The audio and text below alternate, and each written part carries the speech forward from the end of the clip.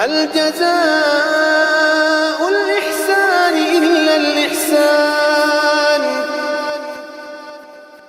بچوں میں روزہ کتنی ایج کا ہے؟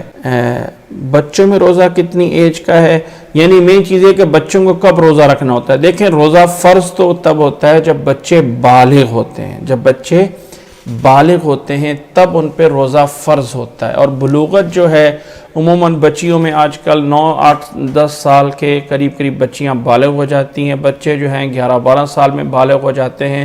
ماں باپ اس سلسلے میں جان سکتے ہیں، پہچان سکتے ہیں۔ تو بلوغت جب ہوتی ہے تب جا کے روزہ فرض ہوتا ہے۔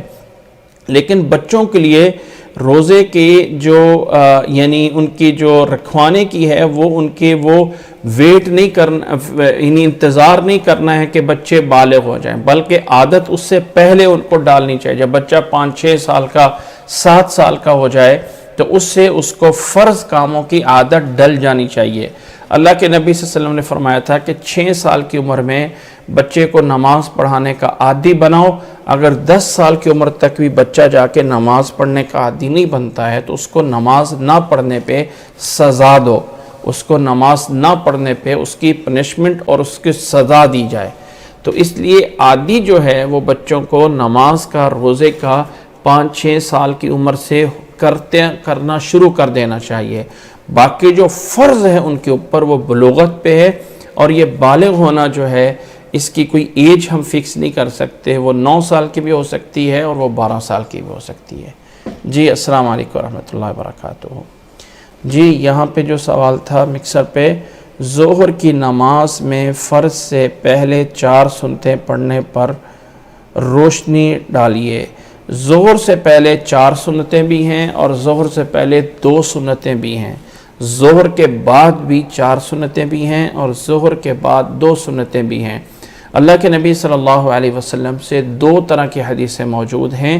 ایک حدیث میں اللہ کے نبی صلی اللہ علیہ وسلم نے فرمایا ہے جس نے ایک دن میں 12 رکعتیں پڑھ لی، اللہ تعالیٰ اس کے لیے جنت میں گھر بنا دیتا ہے۔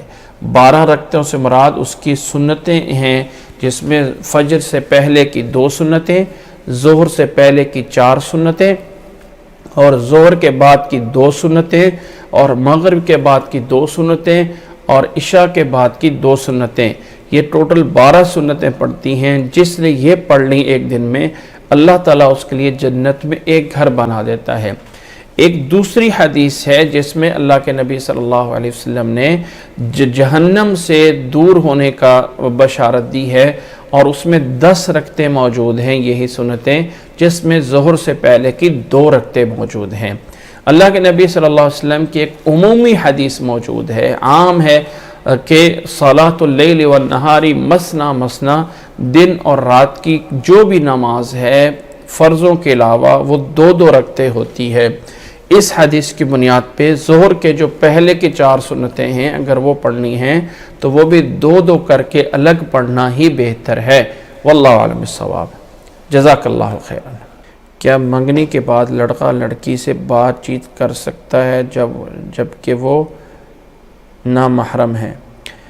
یہ جو سوال پوچھا گیا ہے، کیا لڑکی اور لڑکا منگنی کے بعد، اگر تو بات اتنی سی ہے کہ جیسے کوئی ضرورت کے مطابق کوئی عام بندہ کوئی عام عورت سے بھی بات کر سکتا ہے، جیسے میں ابھی بات کر رہا ہوں اور اگر سننے والی خواتین بھی ہیں، اگر کسی نے مسئلہ پوچھنا ہے تو خواتین، اسی طرح کوئی اور ضرورت کی بات ہے، اگر اس طرح کی کوئی ضرورت کی بات ہے، کسی نامحرم سے کوئی آدمی بات کر رہا ہے تو یہ کوئی حرج نہیں ہے۔ اللہ کے نبی صلی اللہ علیہ وسلم کے صحابہ بھی حضرت عائشہ رضی اللہ تعالی عنہ سے آ کے مسئلے مسائل پوچھا کرتے تھے، اس میں کوئی حرج نہیں۔ اور اگر یہ کہا جائے منگنی کے بعد کوئی اور وہ باتیں کرنا شروع کر دیں، کوئی اور کی اس سے ایکسٹرا ہو کے الگ ہو کے کوئی ایسی باتیں شروع کر دیں کہ جس سے جو ہے وہ انسان کے اندر کے جذبات انسان کے اس میں خراب ہوتے ہوں، تو اس سے واللہ عالم بچنا چاہیے۔ یہ جو مکسر پہ سوال ہے، دعائے قنوت کے کتاب سے دیکھ کے پڑھ سکتے ہیں۔ دعائے قنوت کوئی فرض یا واجب یا ضروری چیز نہیں ہے، اگر کسی وقت نہیں بھی پڑھی جائے گی تو نماز ہو جائے گی، اس لیے وطر میں اس کو کتاب سے اٹھا کے پڑھنے کی ضرورت نہیں ہے۔ واللہ عالم بالصواب۔ جی یہ جو سوال ٹیکسٹ میں آیا ہے کہ کاٹن کے جو ساکس ہیں کیا ان پہ ہم مسح کر سکتے ہیں کہ نہیں کر سکتے؟ محمد کلیم صاحب، اس طرح ہے میرے بھائی کہ جس کو ہم جورب کہتے ہیں نا، جس میں چاہے وہ کاٹن کی ہے چاہے وہ کس کی ہے، جس میں پاؤں کا چھپنا لازم ہے، جس میں پاؤں نظر نہ آ رہے ہوں، جس میں پاؤں جو ہیں وہ چھپ جاتے ہوں، تو اس پہ مسح کیا جا سکتا ہے۔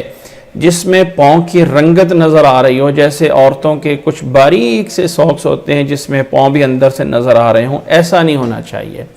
چاہے وہ کاٹن کے ہیں، چاہے وہ چمڑے کے ہیں، چاہے جس کے بھی ہیں، پاؤں اندر چھپنا چاہیے۔ اس کو حدیث میں کہا جاتا ہے لفافت الرجل، یعنی پاؤں جس کے اندر پہنا جاتا ہے، یہ جورب کی تعریف کی گئی ہے۔ وہ چاہے کاٹن کی ہے، چاہے جس کی ہے، چاہے نیلون کی ہے، چاہے فیبرک کی ہے، چاہے جس کی بھی ہے، اگر پاؤں اس میں چھپ جاتے ہیں تو آپ اس پہ مسح کر سکتے ہیں۔ اللہ کے نبی صلی اللہ علیہ وسلم کی احادیث سے ہمیں یہی سمجھ آتی ہے۔